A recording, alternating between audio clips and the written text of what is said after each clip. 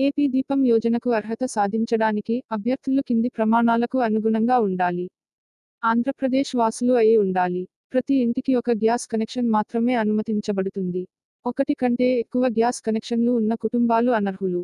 ఈ పథకం గృహ గ్యాస్ కనెక్షన్లకు మాత్రమే వర్తిస్తుంది. అవసరమైన పత్రాలు. దరఖాస్తుదారులు కింది పత్రాలను సమర్పించాలి: ఆధార్ కార్డు, చిరునామా రుజువు, ration card, LPG gas connection పత్రాలు, Aadhaar link mobile number, current bill, passport size photo. దరఖాస్తు ప్రక్రియ. ప్రస్తుతం ఆంధ్రప్రదేశ్ ప్రభుత్వం ఈ పథకం కోసం ఆన్లైన్ పోర్టల్ లేదా అప్లికేషన్ను విడుదల చేయలేదు.